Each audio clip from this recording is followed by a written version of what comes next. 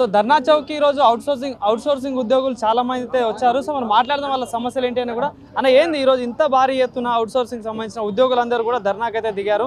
So ఏంటి ప్రధానంగా ఏమేమి సమస్యలు ఉన్నాయి మీ దగ్గర? 18 ఇయర్స్ నుంచి నేను అవుట్సోర్సింగ్గా వర్క్ చేస్తున్నా వాటర్ బోర్డులో. 18 ఇయర్స్ నుంచి ఎక్కడ వేసినా ఇస్తారాకులు అక్కడనే. మా ముంగట లైన్ మ్యాన్గా ఎంఐగా పనిచేసేటోళ్ళు మేనేజర్గా డీజీఎంగా జిఎంగా అయినారు. మా బతుకులు ఎక్కడదంటే అక్కడనే ఉన్నాయి. వర్క్ చేసేదేమో డిపార్ట్మెంట్ లాగా, శాలరీ తీసుకునేదేమో ఒక ఆఫ్టర్ ఆల్ లేబర్ కూడా మనం చెప్పలేం. లేబర్ కన్నా అద్మానం. వర్క్ చేసేది ఒక డిపార్ట్మెంట్ కన్నా ఎక్కువ. 100% బిల్లింగ్ కావాలి, 100% కలెక్షన్ కావాలి, నోటీసులు ఇవ్వాలి, అన్నీ ఇవ్వాలి. కానీ జీతం అడగొద్దు. జీతం అడిగితే బిచ్చమోడుకైనా వాల్యూ ఉంది. దానికన్నా అధ్వానంగా మనకు చూస్తున్నారు.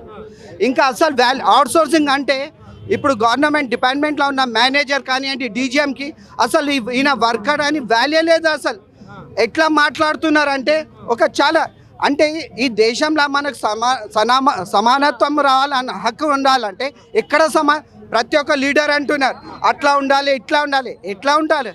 దేశ యువత అలా ఏం పరిస్థితిలో అవుతుంది వాళ్ళ భవిష్యత్. ఇప్పుడు నేను పెళ్ళి కాకముందు దీంట్లో వచ్చిన, ఇవాళ నా కొడుకే 10th క్లాస్కి వచ్చేసిండు. అయినా కూడా నా జీతం ఏంటి, నా జీవితంలో మార్పే లేదు. ఏ గవర్నమెంట్ ఏం చేస్తుంది? వర్క్ చేయాలా సావాలా అర్థమైతలేదు. అరే మేనేజర్లు ఉన్నారు కదా, ఒక మనిషికి ఇచ్చే మినిమం వాల్యూ కూడా ఇస్తలేరు, శాలరీ ఇస్తలేరు. మేకు వచ్చే శాలరీ జూలైకి వస్తుంది. వాళ్ళు ఇచ్చే ఒక పిచ్చకుండ్ల శాలరీకి ఎట్లా వర్క్ చేస్తున్నా? వాళ్ళకేంటి ఏసీ కింద కూర్చుంటున్నారు. ఎద్దు బరువు మోస్తుంది. ఎద్దు బండి మీద ఉన్నాడికి ఏమో తెలుసు, ఎద్దుకు తెలుస్తుంది ఏమేం బాధ. ఒక్కరు కన్సూమర్ ఇంటికి వెళ్తే నీళ్ళు 1.5 month నుంచి వాటర్ రాలే, కానీ కలెక్షన్ తేమంటున్నారు. ఫ్రీ మాకే అడుగుతున్నారు. ఫ్రీ వాటర్ చేసిన రేపు డిపార్ట్మెంట్, కానీ కలెక్షన్ పెరగాలి. ఎట్లా పెరుగుతుంది? కన్సూమర్ కూడా అసలు జ్ఞానం లేదు. సీమితం ఫ్రీ ఫ్రీ ఫ్రీ ఫ్రీ చేస్తే మాలాంటి యువతలకు జాబ్ ఎట్లా దొరుకుతుంది? మీకు వాటర్ ఎక్కడి నుంచి వస్తాయి? వర్క్ చేసేటోళ్ళకు మన ఏమంటారు మొత్తం సంస్థ ఎట్లా నడుస్తుంది? ఫ్రీ చేసేది. ఇది మొత్తం మారాలి అన్న. మనకి ఇండిపెండెన్స్ వచ్చి 75 years అంటున్నారు. ఏమొచ్చిందో ఇండిపెండెన్స్? అదే ఇప్పుడు కూడా బ్రిటిష్ నడుస్తుంది. ఇప్పుడు కూడా గవర్నమెంట్లో అందరూ మా చిన్నోళ్ళకి తొక్కేస్తున్నారు. వాళ్ళు మన మీద రాజ్యం చేస్తున్నారు. అదే ఎత్తుంది. ఇది మారాలంటే మనం డ్రెస్ మంచిగా వేయడంతో కాదు, మన ఒక విచారాలు మారాలి. మనుషుల్లో ప్రేమ రావాలి. అరే హ్యుమానిటీ. ఆయనకు ₹1,00,000 జీతం ఉన్నా కూడా కార్లో వస్తే ఆయనకు సరిపోతలేదు. ఇక్కడ ఆయనకు 20,000 30,000 కాదు, దానికన్నా తక్కువ శాలరీ ఇస్తే ఆ శాలరీ కూడా మనము చెప్పలేకపోతున్నాం. ఏమైనా అంటే ఇలాంటి మాటలు మాట్లాడుతున్నారు మేనేజర్ వాళ్ళు. ఇప్పుడు ఏం చెప్పాలి? ఇప్పుడు నేను చెప్పిన అనుకో మీడియాలో అది వాళ్ళ పోస్టులో ఉన్నాయి. వాళ్ళు కనెక్షన్కి పైసలు తీసుకుంటా లేరా? ప్రతి ఒక్క కనెక్షన్ తీసుకోవాలంటే అది తీసుకోవాలంటే ఏమేమి ఉన్నాయి, కానీ వీళ్ళు మనకు మిస్యూజ్ చేస్తున్నారు, వాడుకుంటున్నారు అంతే. లీడర్లు కానివ్వండి, గవర్నమెంట్ సంస్థల ఏజెన్సీలో ఉన్న అధికారుల పెత్తనమే నడుస్తూ ఉంది. బస్ అంతే. ఏజెన్సీలోన మేము ముందు ఏజెన్సీ కింద వర్క్ చేస్తుండే వాళ్ళు శ్రమ దోపిడీ అని ఇప్పుడు డిపార్ట్మెంట్ మాకు తీసుకుంటా అన్నారు. ఇప్పుడు డిపార్ట్మెంట్ కూడా మనకు తీసుకొని వీళ్ళకన్నా ఎక్కువ శ్రమ దోపిడీ మాది డిపార్ట్మెంటే చేస్తుండే. నా శాలరీ టైంకి వస్తలేదు. ఇప్పుడు మాకు ఒక్క దినం కూడా 30 days వర్క్ చేయమంటున్నారు. ఒక్క దినం కూడా సెలవుగా ఎవరు లంచ్ చేస్తలేరు. లంచ్ ఫెస్టివల్ కానీ మన పెద్ద ఫెస్టివల్ దసరా దీపావళి ఉంది, ఆ ఫెస్టివల్ కూడా వచ్చి వర్క్ చేయాలంటే అంటే మనకు మొత్తము బోర్డుకి మేము అమ్మేసినామా? ఫ్యామిలీస్ లేరా? వీళ్ళేమో కొంచెం జ్వరం వస్తే 10 days వాళ్ళు లీవ్ పెడతారు. మళ్ళీ మాకు లేవా? మాకు ఫ్యామిలీ లేవా? మాకు జీతాలు తక్కువ. మేము కూడా నేను డిగ్రీ ఎంప్లాయీని, నేను బీఎస్సీ డిగ్రీ ఎంప్లాయీని. డిగ్రీ చేసి కూడా వీళ్ళ కింద ఒక బిచ్చం. నిన్ననే నేను సార్ అటెండెన్స్ ఇవ్వండి శాలరీ వస్తుంది లాస్ట్ మంత్ అంటే 2 hours వెయిట్ చేస్తే కూడా ఆయన అటెండెన్స్ ఇవ్వడానికి ఎంత డిలే చేసిండంటే ఖాళీ కూర్చొని ఉన్నాడు కానీ వేస్తలేడు. ఎందుకు? వర్క్ చేస్తలేమా? 100% కలెక్షన్ ఉంది. రిపోర్ట్ నేను చూపిస్తా.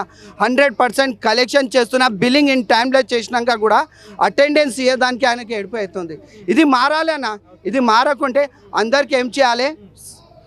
నెక్స్ట్ అదే ఇప్పుడు ఇది ప్రభుత్వం దృష్టికి పోవట్లేదు అన్న ఇన్ని సమస్యలు ఇందాక చాలా మందితో మాట్లాడిన వాళ్ళు అదే చెప్తారు ప్రతి డిపార్ట్మెంట్లో ఇదే సమస్య చెప్తా ఉన్నారు అంటే ప్రభుత్వం దృష్టికి వెళ్ళట్లేదు అయితే ప్రభుత్వం మన కేసీఆర్ గవర్నమెంట్ వచ్చింది 9 years పాలన చేసింది.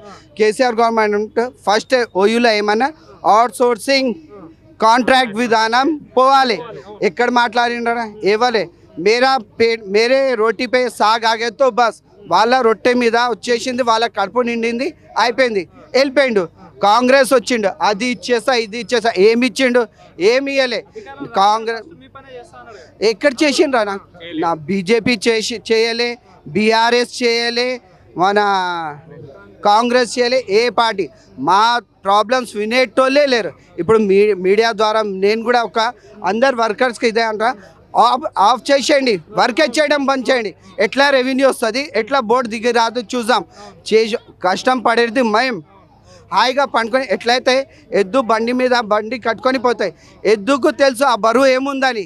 ఆ బండిన కూర్చున్నోడికి ఏముంటాయి, బస్ ఆయన హంటర్ తీసుకొని కొడతాడు, తొందరగా పోతలేడు, అది ఇది అంటారు. కానీ మాకు ఏం ప్రాబ్లం అవుతుంది, మాకు జ్వరం వచ్చింది. ఎక్కడ ఈ అబ్బాయికి మొన్న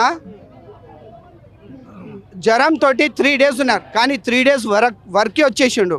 కన్జ్యూమర్ కొట్టిండ్రు, పొల్యూషన్ వాటర్ వస్తాయి, కానీ మీ మేనేజర్ రియాక్ట్ కాలే, డీజీఎం రియాక్ట్ కాలే, ఎవరు కాలే. ఇది మా బాధలు వినేటోళ్ళే లేరు. జస్ట్ అందరు పెట్ట కరెక్ట్, మీరు చెప్పింది కరెక్ట్, నెక్స్ట్ నేను వస్తా కదా అప్పుడు చేస్తా. బస్ కేసీఆర్ సార్ వచ్చిండ్రు, వెళ్ళిపోయిండ్రు. కేటీఆర్ సార్ అన్నారు మీతోటి ఉన్నాం, బస్ తెలంగాణ భవన్కి ఒక్కసారి కాదు 5 సార్లు పోయినాం. వాళ్ళు ఉన్నారు, ఇప్పుడు రూలింగ్లో కూడా లేరు. ఈయన వచ్చిండ్రు, ఈయన కూడా అంతే.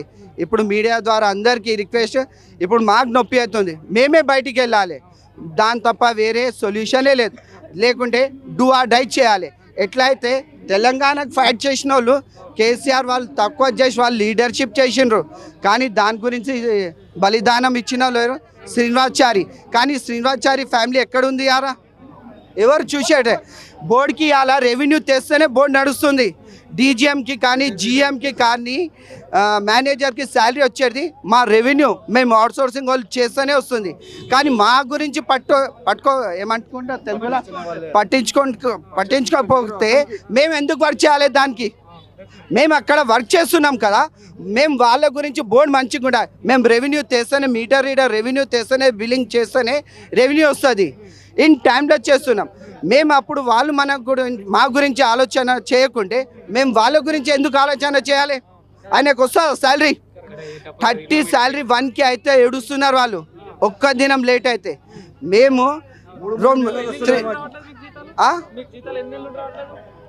3 months శాలరీ రావాలి, 3 months పైసలు ఇప్పటి వరకు ఇవ్వలే మాకు.